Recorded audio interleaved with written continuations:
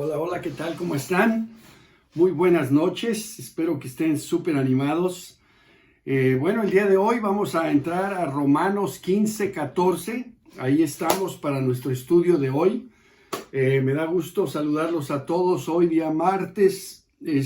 Vamos a orar y después comenzamos con la clase. Amén. Acompáñenme a orar. Padre, gracias te damos por esta noche. Gracias por permitirnos estar aquí, un grupo de tus hijos, de escuchar esta clase. Padre, te pido que nos ayudes a entenderla, a poder atesorarla, aplicarla en nuestra vida, Padre, para ser más y más como nuestro Señor Jesús. Te pido una bendición especial por cada persona que está oyendo en esta hora esta clase. Te pido que estés con nosotros, que nos protejas, que nos cuides, y gracias por todo tu amor en nombre de Jesús. Amén. Bueno, Romanos capítulo 15 y verso 14. Dice así: por mi parte, hermanos míos, estoy seguro de que ustedes mismos rebosan de bondad, abundan en conocimiento y están capacitados para instruirse unos a otros. Aquí Pablo dice algo muy interesante. Dice: por mi parte, hermanos míos, estoy seguro de que ustedes mismos, aquí le está hablando a toda la iglesia en Roma, y hoy Dios nos habla a ti y a mí, a todos nosotros. Dice: estoy seguro que ustedes mismos rebosan de bondad, abundan en conocimiento y están capacitados para instruirse unos a otros. Un discípulo de Jesús, un cristiano verdadero, tiene que rebosar de bondad. Les explicaba ayer, rebosar es cuando un vaso ya está lleno y le sigues echando, se derrama, se rebosa. Así tiene que salir de nosotros la bondad en abundancia. Y luego dice: abundan en conocimiento. Tenemos que estar instruidos en la palabra de Dios. Y dice: y están capacitados para instruirse unos a otros. Es muy importante que cada uno de nosotros estemos capacitados para instruirnos unos a otros. ¿Cómo es que nos vamos a capacitar? Bueno, muy fácil, a través de conocer la palabra de Dios. Por eso es tan importante estas clases diarias que tenemos aquí todos los días, porque tenemos que estudiar la palabra de Dios, tenemos que capacitarnos para poder instruirnos unos a otros. Cuando alguien está haciendo algo mal, necesitamos saber qué escritura leerle, cómo aconsejarlo. Cuando tenemos tiempos de discipulado, cuando nosotros mismos no estamos bien, alguien nos va a venir a decir, pero si esa persona no está capacitada, nos va a venir a decir su opinión en lugar de decirnos qué dice la palabra de Dios. Amén. En 2 Timoteo 3:16, la palabra de Dios es clara y dice: toda la escritura es inspirada por Dios y útil para enseñar, para reprender, para corregir y para instruir en la justicia, a fin de que el siervo de Dios esté enteramente capacitado para toda buena obra. Totalmente. La palabra de Dios es lo que nos va a enseñar, nos va a reprender, nos va a corregir, nos va a instruir. Y de esa manera estar capacitados para toda buena obra. Y una de ellas es instruirnos unos a otros, aconsejarnos unos a otros, corregirnos unos a otros a través de la palabra de Dios.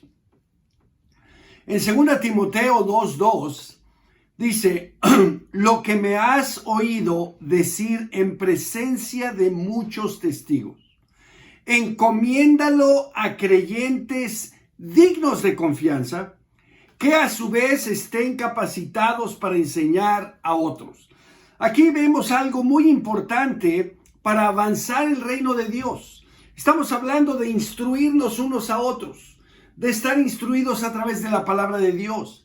Pero aquí Pablo le dice a Timoteo en su segunda carta que lo que él, Timoteo, ha oído que Pablo le ha dicho en presencia de muchos testigos, dice, eso mismo que has aprendido, eso encomiéndaselo a creyentes, a otros hermanos y hermanas, dignos de confianza, para que a su vez ellos también estén capacitados para enseñar a otros. Hermanos y hermanas, nosotros tenemos que aprender y después enseñar. Aquí hay varias generaciones. Primero Pablo dice lo que yo he dicho. Tú lo has oído, Timoteo, el segunda generación. Dice, enséñalo, encomiéndalo a creyentes dignos de confianza, tercera generación. Que a su vez estén capacitados para enseñar a otros, cuarta generación. Hermanos y hermanas, nosotros tenemos que aprender y enseñar a otros que le van a enseñar a otros que le van a enseñar a otros. Desde hacer discípulos. Nosotros hacemos discípulos que les enseñamos a obedecer todo lo que Dios nos ha encomendado a nosotros. Y una de las cosas es hacer discípulos. Así que hacemos discípulos que hacen discípulos, que hacen discípulos, que hacen discípulos. Es una cadena por medio de la cual podemos llegar a todas las naciones. El verso 15, aquí en Romanos 15, dice, sin embargo, les he escrito con mucha franqueza sobre algunos asuntos como para refrescarles la memoria, algo que es muy importante. Me he atrevido a hacerlo por causa de la gracia que Dios me dio, para ser ministro de Cristo Jesús a los gentiles.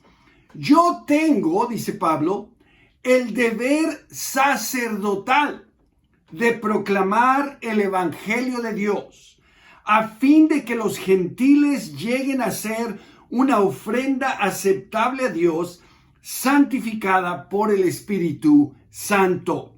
Aquí me llama mucho la atención que cuando Pablo está hablando de que él les ha escrito con mucha franqueza acerca de varios asuntos, como para refrescarles la memoria. Nosotros como cristianos hay cosas que oímos una vez y luego Dios nos la dice otra vez y otra vez y otra vez. Y parece como que eso ya lo hemos oído. Pero Dios siempre quiere refrescarnos la memoria, porque es importante que lo tengamos fresco en nuestra memoria, que no se nos olvide. Y dice aquí Pablo que él se ha atrevido a hacer esto porque él, como ministro de Cristo Jesús, dice que tiene un deber sacerdotal. Esto me llamó mucho la atención, el deber sacerdotal. Sabes, Pablo se consideraba, porque lo era, un sacerdote de Dios. Y vamos a ver qué es un sacerdote. Un sacerdote es un intermediario entre Dios y los hombres. El hombre viene al sacerdote, el sacerdote habla en nombre de Dios a la gente que no conoce a Dios, para que tengan esa instrucción y conozcan a Dios. El sacerdocio es muy importante en la vida de un cristiano. Nosotros como cristianos somos sacerdotes de Dios. La Biblia dice en 1 de Pedro 2:9, una carta escrita a los cristianos. Dice, pero ustedes son linaje escogido, real sacerdocio, nación santa, pueblo que pertenece a Dios, para que proclamen las obras maravillosas de aquel que los llamó de las tinieblas a su luz admirable. Ustedes antes ni siquiera eran pueblo, pero ahora son pueblo de Dios. Antes no habían recibido misericordia, pero ahora ya la han recibido. Así que aquí vemos que le está hablando a los cristianos, a los discípulos de Jesús, y dice que somos un linaje escogido. Dios nos ha escogido de entre todas las naciones. Y ahora dice, somos un real sacerdocio. Somos un sacerdocio real. ¿Por qué? Porque somos un sacerdocio del Rey, de Jesús. Y como sacerdotes de Jesús, traemos el mensaje de Jesús a todas las naciones. Dice aquí, para que proclamen las obras maravillosas de aquel. ¿Quién es aquel? Jesús. Para que proclamen las obras maravillosas de Jesús, que los llamó de las tinieblas a su luz admirable. Eso es lo que es un sacerdote, un intermediario. Y Pablo dice aquí, yo tengo un deber sacerdotal. Ojalá, hermanos y hermanas, que ustedes consideren que ustedes tienen un deber sacerdotal, que ustedes son sacerdotes reales, sacerdotes de Jesús, y que como ellos tienen una responsabilidad, un deber de proclamar las obras maravillosas que Dios ha hecho en su vida. Tenemos que compartir nuestra fe. Tenemos que hablarle a otras personas de lo increíble que es nuestro Señor Jesús. En el verso 17 dice, por tanto, mi servicio a Dios es para mí motivo de orgullo en Cristo Jesús. Él se siente orgulloso de servir a Dios, orgulloso de ser un sacerdote de Cristo Jesús. Ojalá tú también te sientas así. El verso 18 dice, no me atreveré a hablar de nada, sino de lo que Cristo ha hecho por medio de mí, para que los gentiles lleguen a obedecer a Dios. Lo ha hecho con palabras y con obras. Aquí dice que Él no se atreverá a hablar de nada, sino de lo que Cristo ha hecho. Sabes, hermano y hermana, yo no sé qué crees tú que has hecho, pero realmente cualquier cosa que tú creas que tú has hecho para avanzar el reino de Dios, realmente tú no lo has hecho, pero lo ha hecho Cristo por medio de ti. Y uno de los grandes privilegios que tenemos como sacerdotes de Cristo Jesús es que somos instrumentos de Él. Él te usa a ti, Él me usa a mí. Él es el que hace todo a través de nosotros. Nosotros no hacemos nada, solo somos instrumentos de Dios. Pero dice aquí, para que los gentiles lleguen a obedecer a Dios. Nuestro propósito no es solamente anunciar el evangelio, no es solamente decir la verdad, pero esperar que las personas obedezcan a Dios, que obedezcan a Dios. Dios dice que ha hecho este mensaje con palabras y obras. Realmente esto no es solamente palabras. Dios ha hecho grandes cosas en tu vida y es de lo que tú tienes que hablar. A veces se nos olvida qué tan desastrosa era nuestra vida antes de conocer a Jesús.